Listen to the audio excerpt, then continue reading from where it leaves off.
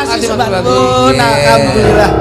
Assalamualaikum warahmatullahi wabarakatuh. Waalaikumsalam warahmatullahi wabarakatuh. Alhamdulillah wa syukurillah barokallah. Masya Allah. Ya ampun. Sitok itu. Sitok. Ora melu-melu. Kluthuk iki piye to iki? Sing ngomong kowe sik apa klitik sik? Lho, sak grup kok, Mas.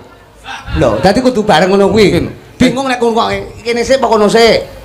Semayanan dhisik endi? Biarpun bersaudara tapi tetap pakai aturan Lah ngono nek aturane. Semangat. Ning sapa sing ning ngarep ya kuwi sing ngomong sik. Ngono ya. Pangapunten Mas. Sik ta, kono sik apa kono sik? Aku apa sampean? Lah kowe aku. Lah ya salah siji ora kok oyek-oyekan ngono kuwi. Ayo. Pangapunten Mas. Sik ta. Wes arep kono nek pengen ngomong kok iso. Iki pengen ngomong wae. Kono apa kono? Kula mawon riyen Mas. Wong ngono. Niki mengke nek kula ken ngomong malah ora njluntrung niki. Wah, lha kowe Ha niki tuane tua ampas tok ora nek santene belas kok Mas. Mosok? Nggih, Mek kanil tok ngono. alah diaturi dintekne banci-banci mburi niku to. Rumah satu kok. Kula alhamdulillah Mas Gareng. Nggih. Sowan Pyayi Mboto sedayanipun. Mboto Sidomulya. Alhamdulillah. Wewengkon Wates.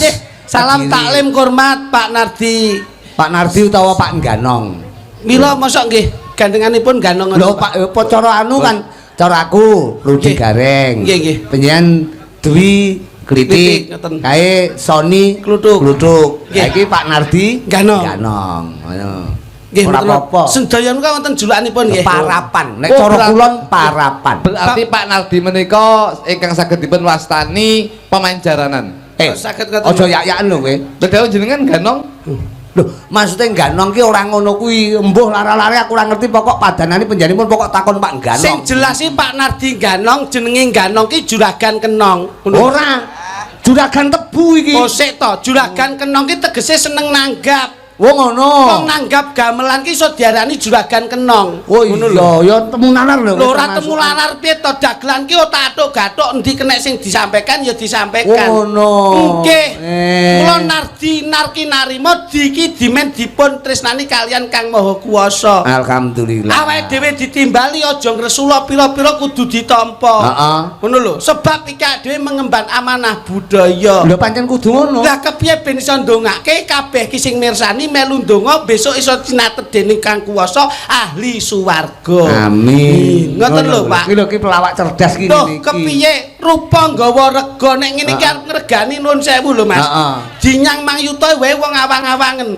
Lho lha iya. Lah nek rupane kaya gemuk ni sapa sing doyan? Gemuke kek mambu lemah lho. Tak omongi public figure ki do macak. Lah kepiye? Aku tau macak malah Dandan. tahu dandan malah kleru kok, Bos. Apa? Aku setelah dandan ora malah ganteng malah elek kok. Lah sebabe. Ya sebabe apa jenenge rai iki pinaringe saka Gusti. Yen wis kaya ngene iki ya disyukuri. Terus Ngono lho. ya ning paling ora ki ya wong ki Ya dipermak lah. budidaya ki budidaya usaha ki penting. Wong delok kuwi saiki sing disawang ki casing utawa fisike. Heeh. Jajal nek sinden-sinden ki tuwek-tuwek kabeh. Ra mungkin enek sing delok. Mula diwene sinden nom-nom ngene iki. Ben disawang nyengsemke penggalih, ngenake mripat. Mula nggon dalang saiki Mas Gareng goleki ya mudhok enom, cakrak, wibawa. Mula digoleki nggon casinge nggon rupa. Lah nek umpama kula kalih niki sing digoleki napa jajal? Jajal nek kono kan ya rupane wis genah. Lah titipan to ngeten niki. Macake ya wis cetha. Nggih. Kangge blangkon ya sarwa pantes, sarwa luwes, jame ya jam larang. Nggih. Lah bareng kae. Peh matengane ya ampun. Mburi stasiun kok mbok nggih piye. Kowe iki ora ngajeni Pak Ganong kok kowe iki. Pak Nardi ki yen nimbali sampean ki sok glogok lho, entek amek kurang golek. Tenan. Kowe ngenyek aku lho. Ngenyek piye to? Aku tanggapanku larang lho. Kok jam kok kira mburi stasiun iki lho regane 35.000. Lho ya padha ae. Bleset to. Aku lho ngarepe. Ngono kowe iki ora tuku kok ketok lek mung rampas nek cah-cah kok kowe iki. Dicontoh saranduning menungsa kuwi gumantung saka awake dhewe. Ya iya no. Para yai, para winasis, para alim ulama sampun ngendikaken, sampun dawuhaken. Rupa nggawa rega, ajining raga gumantung saka busana. Alah. Piye to ajining diri saka lati. Nah niku le. Ajining raga Saka busana. kadang-kadang busanane iki apik saka lo ngapusi enek lho kuwi. Ha to iso ngono. Kerep kuwi urung mesti lek ajining raga saka busana. Apa kuwi? Ajining raga saka busana, kowe gawe busana apik ning sok mben kowe lek mesti nimbalan saka marang Gusti, kowe gawe mek kain mori. Aji ora? Ora aji busanamu sing apik-apik. Omonganmu medeni aku tak omong karo iki. Sik ta. Kowe omonganmu medeni.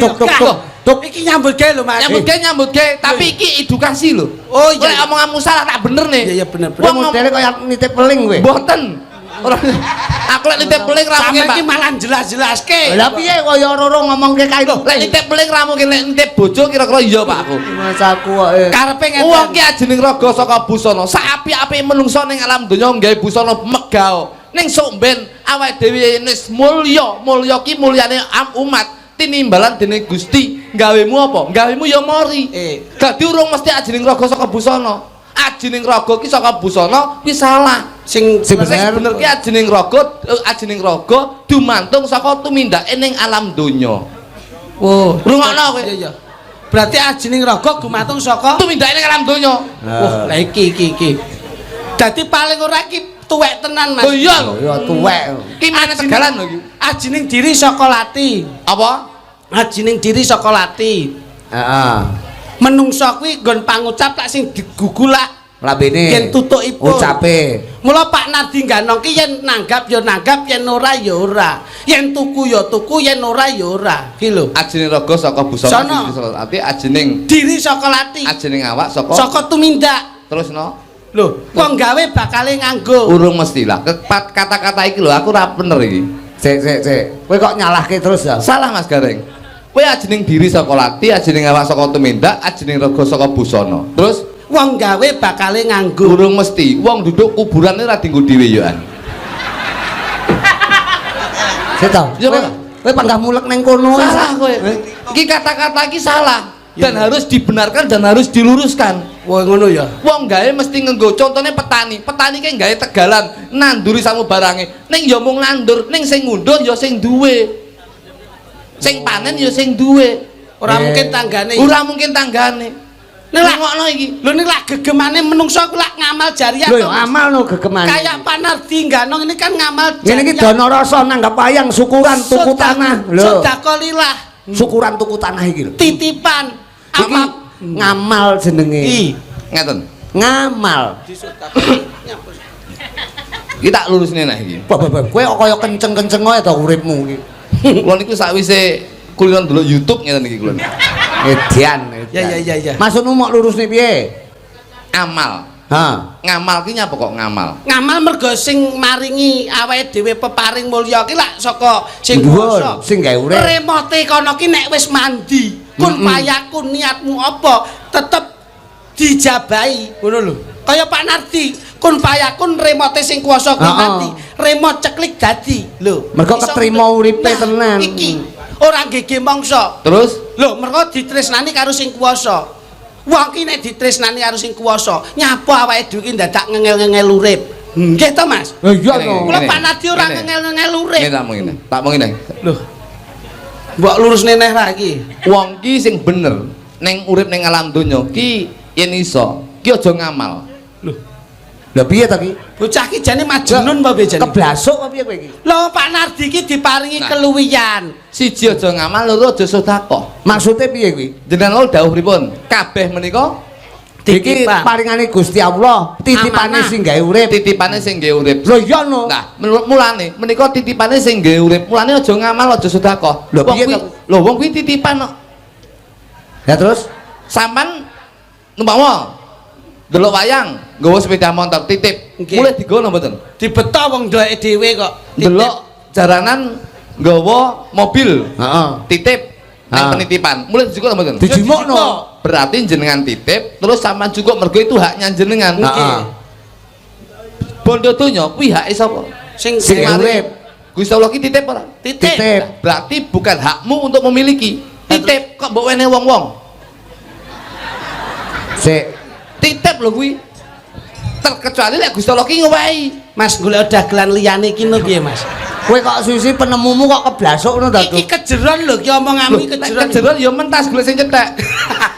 Maksudnya ki ora kok kejeron nggon slulup ora kok iso. Titipane Gusti Allah kok mbok wene wong-wong. Sok ben kowe tinimbalan Gusti Allah. Jo, endi sing tak wene sing tak titipne ning awakmu? Sampun kulone wong-wong kowe digebuk malaikat bosok kowe. Loh, lah iki malah medeni nek iki ya Mas. Lah ngopo Pak Nardi kok dadak sedekah barang iki ya ngopo? Jane kleru kuwi. Woi, kok malah kleru piye to? Mergo titipan kok. Lho. Lah sampean yo ora sedekah. Lho, sing sedekah dudu aku. Sapa? Mergo aku ngerti prosedure, ngerti hukume. Lho, Sing sedekah akhirnya bojoku. nah mulane sok sing entuk mulya bojomu. Wah, berarti bojoku arep rapi karo mulya iki. Layakno WA-ne kok ndridil bojoku sakmu. Ya iya ta, salah tompo Lah iki lho tenan. tentane. Kowe roh kowe nek bojoku gendaan karo mulya berarti. Ora kok perkara kuwi. Lah kowe ngomong sing oleh mulya bojoku. Jare nek Berarti bojoku gendaan karo mulya iki. maksudnya mulya kuwi mergo sampean ora sedekah. Lah ya. Sing sedekah bojone. Lah ya. Tegese sok bojomu temu wahyu. Loh, Mase mulya kuwi. Kowe kok kenal karo dulure mulya barang. Wahyu berarti Mase iki berarti.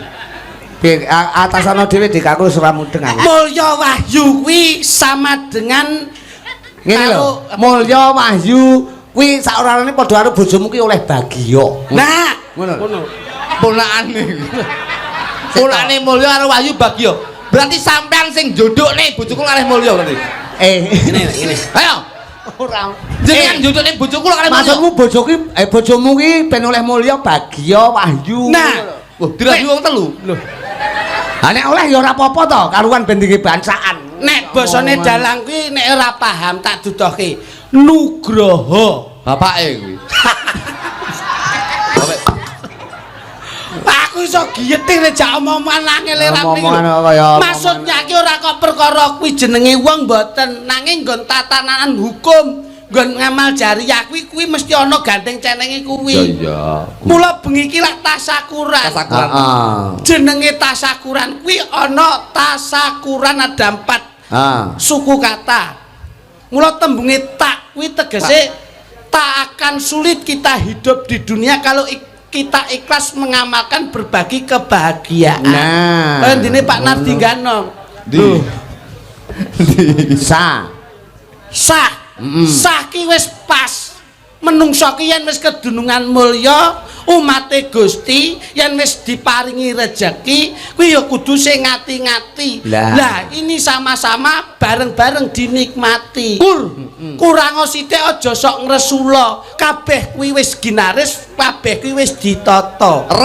Rancangan apa yang sudah dibentuk atau dipondasi Bapak Nardi Ganong, mudah-mudahan pikantuk ridholan hidayah semuanya bisa tercapai. Amin. Kuwi kan ngene to Cak Bagus. Nggih. Dalu menika lak tasakuran atas Wonten. pembelian tanah ini. Nah, yang tanah. untuk wayangan iki. Lah saiki apa jenenge tanah kuwi apa? Tanah. Tanah. Tanah. Lho, bosok to. Teko kuwi bosok. Lho nek aku mesti tak goleki to. Tanah ki apa lemah? Tanah kuwi saka tembung ditanduri apa wae sing penting genah insyaallah rezekine berkah. Alhamdulillah. Amin. Bener. Yo sing tak enteni yo ngene iki lho Mas. Ngono kuwi. Pelawak itu enggak harus kasar, enggak harus kusro, enggak harus jorok, tapi secara edukasi penyampaian Tanah kuwi sing ditanduri apa wae insyaallah tandurane genah insyaallah rezekine bakal berkah. Mulane insyaallah Pak Nardi tumbas tanah iki oleh berkah barokah saka Gusti Allah Subhanahu wa taala. cocok. Amin. Liyane tanah ana sing ngarani lemah. Lemah kuwi manggone ning perumahan. Lemah kuwi kalem-kalem bisa dadi omah. Lah dalah. Mulane omah ki nyicile mesti 15 tahun. Loh, Ketoke pengalamanmu ya dhewe. pengalaman wong melu sertifikat cair. Mas. Bojoku ya nyicil omah ya sakala dadi koordinator Bank Mekar barang kula cukup. Mas kok teko Mekar. Kaya roh mekar barang yo wis Bojoku, nemen-nemen to bojoku wis uripmu nemen. yo. Kuwi lemah.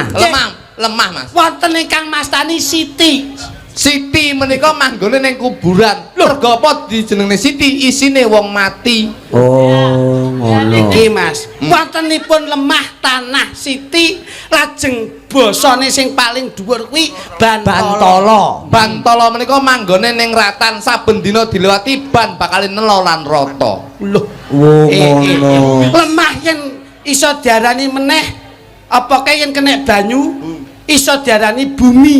bumi menika manggone sesuai dengan Pak Nardi. Bumi iki ditanduri tebu, insyaallah bakal semi, Pak. Wah, luar biasa. Iya lho ya hebat lah awakmu. Tepuk tangan buat Pak Nardi. Tepuk tangan. Wayangan ora bengi iki tok lho, Duk. Lho, kene. Lemah Kok tanah. aja tepuk tangan. Lemah tanah Bantala bumi siti. Njur nek umpama empuke nemen saudarani lempung. Nah, Lempung. Kaya ora nek catetane lho kuwi. lho kowe ya kudu genane no. Tak tambahi. Kudu iso. Lah iya.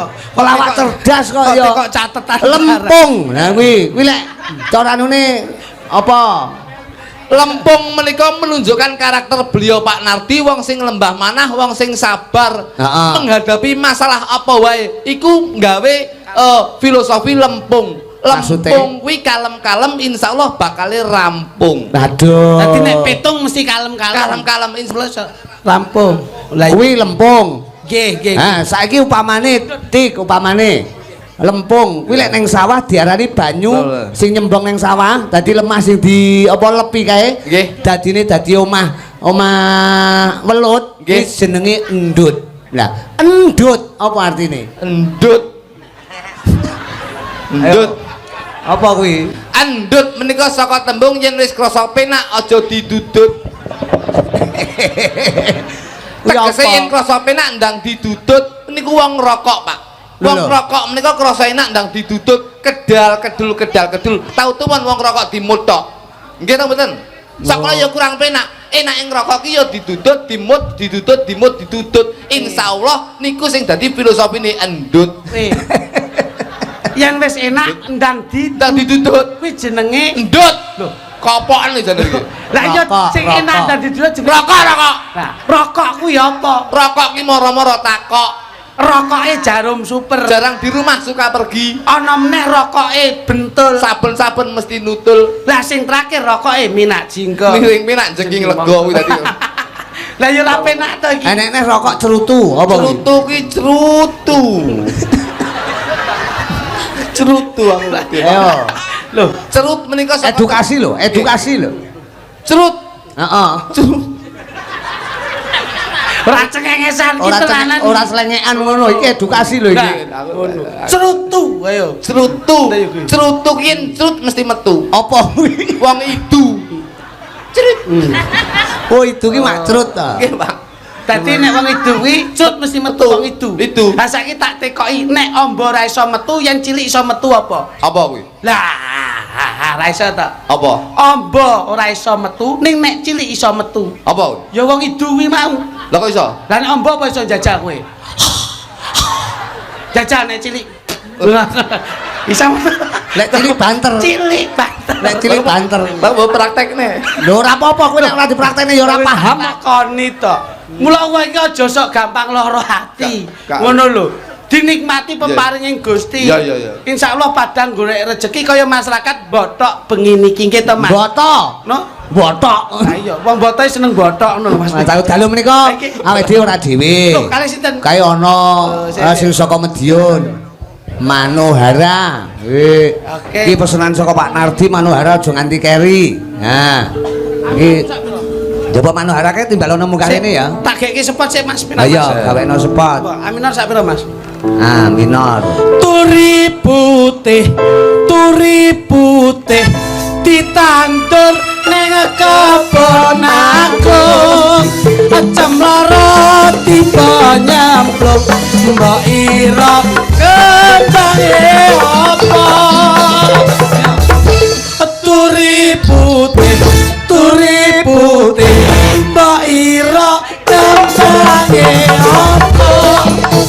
Cemara tiba nyamplung mbok ira kebange apa. Kembangan nongko, kembangan manuk, ayo kabeh sedendung insya Allah panjang umur, uripe mesti makmur. Iya, Mas Joglo tuh. Ya tuh kowe tuh.